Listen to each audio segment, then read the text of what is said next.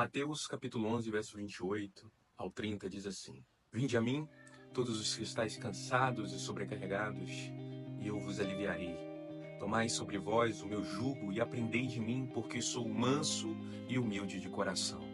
E achareis descanso para a vossa alma, porque o meu jugo é suave e o meu fardo é leve. Jesus faz um convite gracioso e talvez o mais interessante seja que ele não está falando apenas das cargas comuns do dia a dia, como o trabalho, a família. Jesus está falando sobre algo muito mais profundo, o fardo do pecado.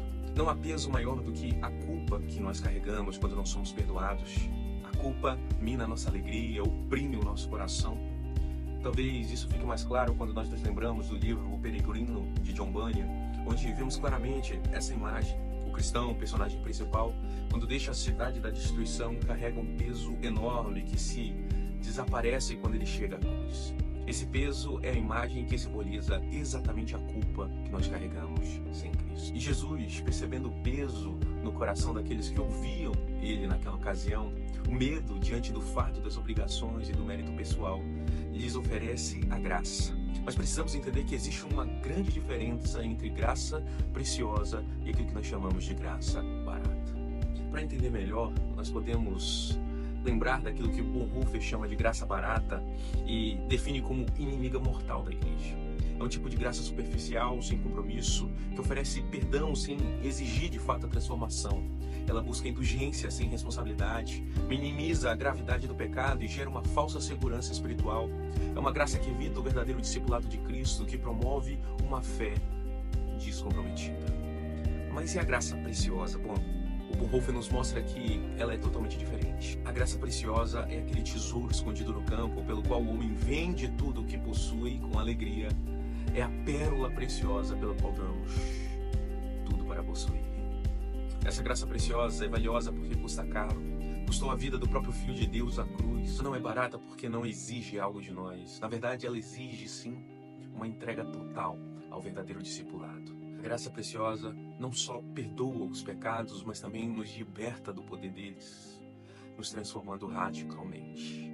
Quem experimenta a graça preciosa sabe que precisa viver uma vida diferente, sabe que precisa seguir Jesus ativamente, um compromisso de obediência. Não é uma graça que deixa o discipulado passivo, mas sim uma graça que impulsiona o discípulo à ação da transformação.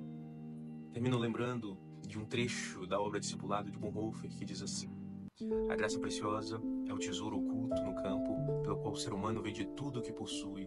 É a pérola preciosa, pelo qual o mercador oferece todos os seus bens. É o domínio no reino de Cristo, pelo qual o ser humano arranca o olho que o faz tropeçar. É o chamado de Jesus Cristo, pelo qual o discípulo deixa suas redes para trás e o segue.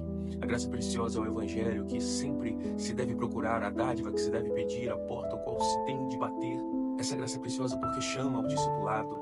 É graça porque chama o discipulado de Jesus Cristo. É preciosa porque custa a vida ao ser humano. É graça, pois só assim dá vida ao ser humano. É preciosa porque condena o pecado. É graça porque justifica, perdoa o pecador. É preciosa sobretudo porque foi preciosa para Deus, porque Ele custou a vida do seu Filho. E portanto, não pode ser barata para nós o que custou caro para Deus.